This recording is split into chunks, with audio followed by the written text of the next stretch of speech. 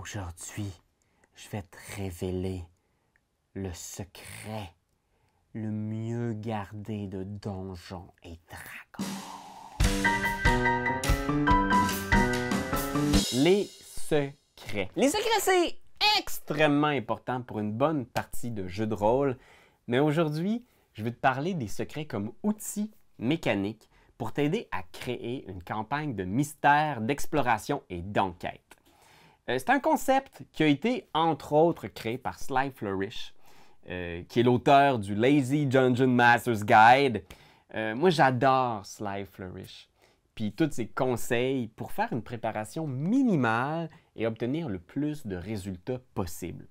Les secrets, c'est un des outils de Sly Flourish que j'ai utilisé le plus souvent dans mes parties. Puis c'est surtout pour créer des scénarios d'enquête. Parce que, tu sais, c'est un des scénarios typiques de jeux de rôle. Puis pas juste pour Donjons Dragons, là, mais pour Call of Cthulhu, Vampire la Mascarade, même Star Wars. Il y a des moments où on veut lancer nos joueurs dans un mystère, une énigme, et on sait des fois pas trop par où commencer. On se dit, je vais tout écrire, je vais écrire les lieux, je vais écrire les personnages, les suspects, je vais écrire c'est qui a commis le meurtre, où se cache-t-il, pourquoi il l'a fait, avec quelle arme. Puis finalement, on se retrouve à écrire un roman. Et il n'y a rien de plus frustrant pour les joueurs que de se retrouver dans une impasse. Parce que le jeu de rôle, c'est comme ça. Hein? Soudainement, les joueurs prennent une direction qu'on n'a pas prévue, puis on est comme, yep là, il n'y a pas rien par là. Ils vont fouiller dans le vide longtemps parce que l'aubergiste, il n'y a pas rapport avec le crime, pas tout. Puis des fois, ça peut être frustrant pour les joueurs et pour nous de voir qu'ils ne se dirigent juste pas vers la solution de notre énigme, de notre mystère.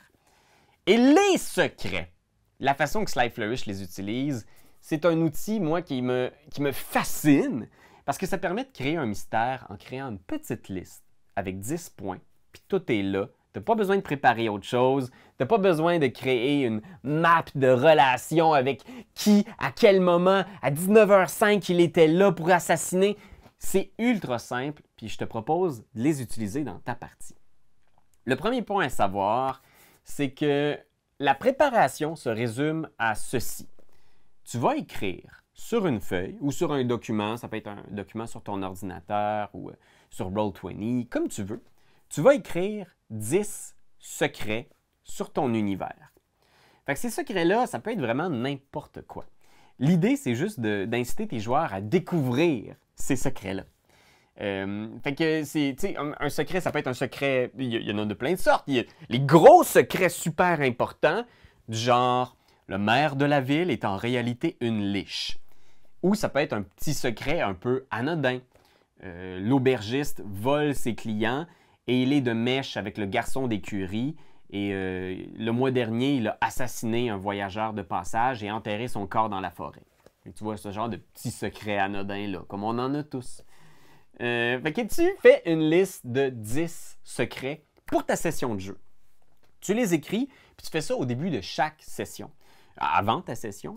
Puis l'idée, c'est que c'est pas toujours évident de trouver 10 secrets. Tu vas t'asseoir, tu vas réfléchir, tu vas faire comme, ben là, je sais que le maire de la ville, c'est une liche, mais le reste, je sais pas quoi dire.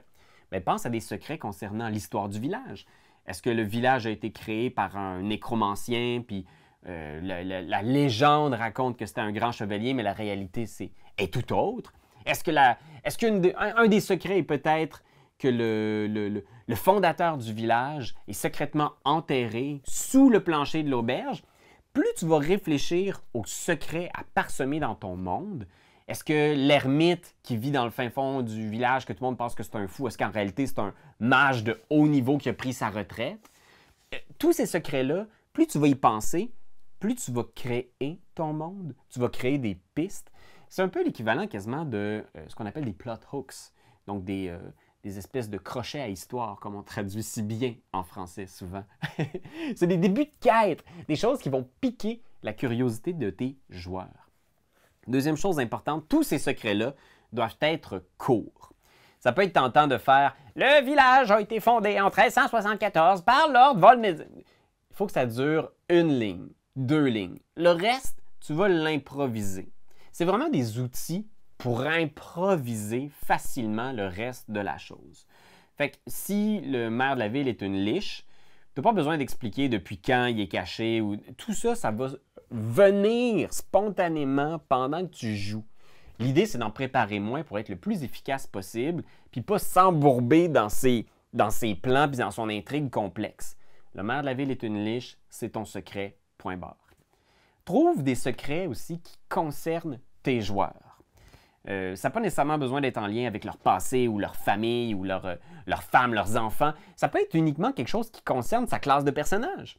Si tu as un roublard dans ton groupe, tu peux très bien faire un secret qui est il existe une guilde de voleurs cachés sous l'église.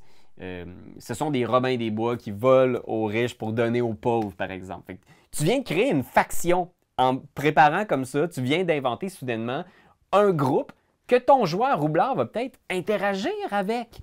Si tu as un prêtre qui vénère un dieu spécifique, tu peux dire comme secret, par exemple, il existe dans la taverne un ivrogne qui est un ancien prêtre de Dieu que vénère mon joueur. Il a perdu la foi et il ne croit plus en rien.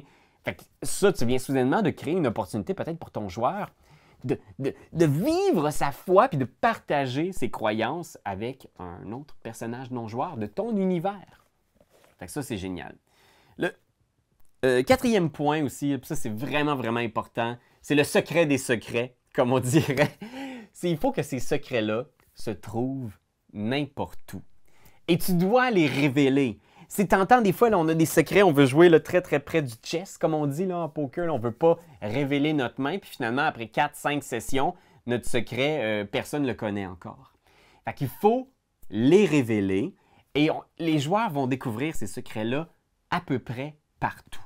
Fait qu'il ne faut pas attacher ces secrets-là à un lieu spécifique. Il ne faut pas attacher ces secrets-là à un personnage spécifique. Il faut que ces secrets-là soient dans les airs et les joueurs les découvrent en interagissant avec votre monde, de n'importe quelle façon. Fait que s'il y a un des joueurs qui fait « je vais demander à la taverne si quelqu'un a entendu quelque chose », révèle un secret ou laisse miroiter un des secrets. « Hey, c'est bizarre, il y avait un de mes amis qui était censé être à l'auberge, je ne l'ai pas vu depuis un mois. On s'était donné rendez-vous ici. Le garçon d'écurie a l'air bien nerveux, je sais pas ce qui se passe. » Tu comprends? Soudainement, le joueur, il ne savait pas dans quoi il s'embarquait, il a posé une question à l'aubergiste, puis hop, il vient de tomber sur un secret. Ça peut être un jet de connaissances. Un joueur qui fait « je vais faire un jet d'histoire, qu'est-ce que je connais du village? » Puis soudainement, vous glissez un autre de vos secrets. Si un joueur détruit une murale ou il se met à faire des fouilles archéologiques, tombe sur un secret.